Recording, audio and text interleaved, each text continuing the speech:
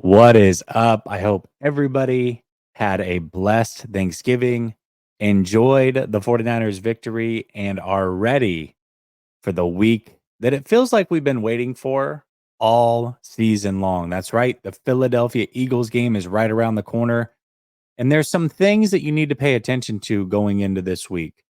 I think the number one conversation that I feel like I've had since the offseason is getting the number one seed and how important I believe it is for the 49ers.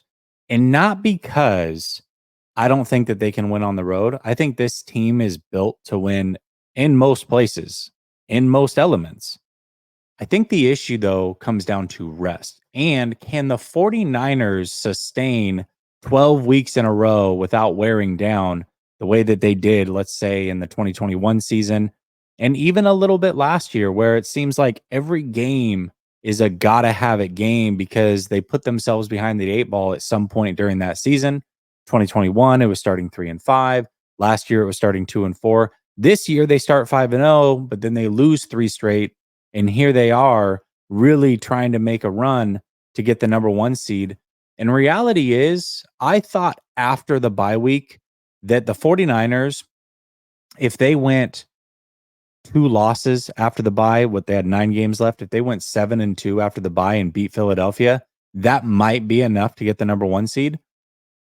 After Philadelphia beat Kansas City and beat Buffalo, looking at their schedule, there's not many potential losses on it. And I believe now we're in a situation where the 49ers are going to have to go undefeated down the stretch here if they want the number one seed. I think the 49ers are game for it. They have a couple tough games left, certainly, but I wouldn't be shocked if they go undefeated. They are that good of a team. And even if they go undefeated, including beating Philly this week, that means that the 49ers have to rely on Philadelphia to lose at least one more game. So let's look at their schedule and see where that loss might come. So if the 49ers go undefeated, the Eagles need one more loss on top of the 49er loss in order for the 49ers to get the number one seed. I think the most realistic possibility would be the very next week for the Eagles, where they are in Dallas, Sunday Night Football, divisional game. Dallas is a good team as well. Dak Prescott really making a run at the MVP here, playing some really good football himself. I think division games are always tough, and especially when you are on the road in a game that might decide the number one seed for Philadelphia and even the division between the two. The division gets interesting if the Eagles lose to the Cowboys. So that's a game that both teams really have to have. Eagles might lose that one. Then the Eagles play the Seahawks in Seattle. We saw what Seattle is. I think Seattle has a lot of talent, but their coaching is archaic, really puts that team behind the eight ball.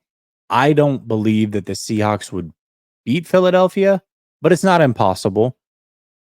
And really, the final 3 games, they play the Giants, the Cardinals, and the Giants again. I don't see any potential losses there.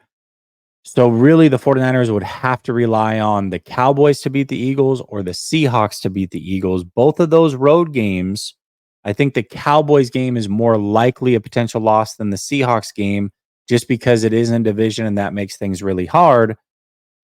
But there are no guarantees. So even winning out, there are no guarantees the 49ers get the number one seed.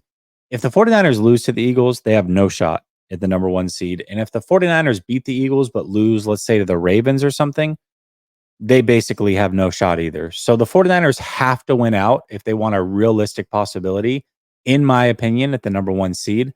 I think that they can do it. I just don't know if we can rely on Philadelphia to lose a second game.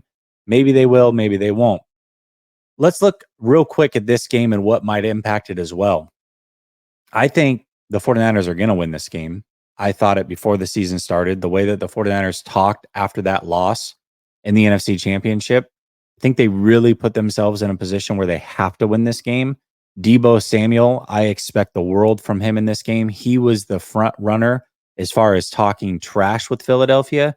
He has to come out and have an absolute game. I think he will, and I think the 49ers win this. But it's not going to be easy. Philadelphia is a very good team, battle-tested team, 4 straight come from behind victories. Jalen Hurts, if he gets the ball in his hands to end the game and needs a gotta have it touchdown or a gotta have it field goal, chances are he's going to make that happen. He has for 4 weeks in a row, essentially. But the Eagles right now are very, very banged up. And I think this is going to play real tough into this game. Let's look at some of these injuries. Fletcher Cox left the game early last night against the Bills. He's not what he was, but he's still a very, very good player. And when you look at the Philadelphia Eagles versus the San Francisco 49ers, we talk about the trenches, and that's where the Eagles can win potentially both sides of the trenches. Well, some of these injuries have a major impact on whether they do win the trenches. And that's why I think we've got to pay attention to these. So he has a groin injury. We know how those can be. They can be a few weeks, they could be a few days. We'll see if Fletcher Cox is able to return this week. But if he's not able to, that is a huge, huge advantage for the 49ers. They also were without Milton Williams, who's another defensive tackle of theirs. I do believe he will play. He has played over 300 snaps this year, so he's a heavy rotational player for them. Very good run defender. He missed yesterday's game, but that was due to a concussion. He wasn't able to get out of protocol. Head injuries can be tricky. I imagine that he clears protocol this week and is able to go, but maybe he's not. That would be another huge loss. Linebacker Zach Cunningham, who's their will linebacker, he left yesterday's game with a hamstring injury. Hamstrings, like groins, can be very tricky. Big chance he doesn't play. That is already a linebacking core that is without some players. They are piecing things together there already. So missing Zach Cunningham would be a huge loss for them. Dallas Goedert, we saw him break his forearm a couple weeks ago. He's going to be questionable. He was questionable this week, ended up not playing. He's recovering very, very fast from what I'm reading. There is an outside chance. They didn't put him on IR for a reason. There is an outside chance he actually is able to play in this game. So keep an eye on that. That would be a massive get for them. But the biggest missing piece for the Eagles, and this one is really tricky, is Lane Johnson. He is an all-pro caliber right tackle. He missed yesterday's game with a groin injury also. His, however, might be more serious. And the reason for that is he was dealing with abdomen issues towards the end of last season, if you remember. It was a big deal. He was playing through some of those big games and was able to go, but was in a lot of pain and ended up having surgery at the end of the season. Well, he's been good this year. However, Friday, he noticed a little bit of groin pain, and all of that is connected.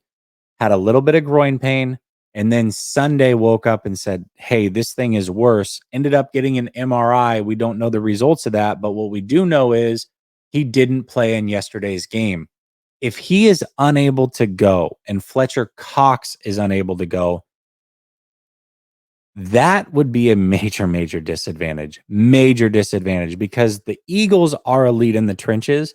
You start pulling those players away, and all of a sudden that elite trench game is gone. Their advantage is gone, and the 49ers absolutely should win that game. No excuses.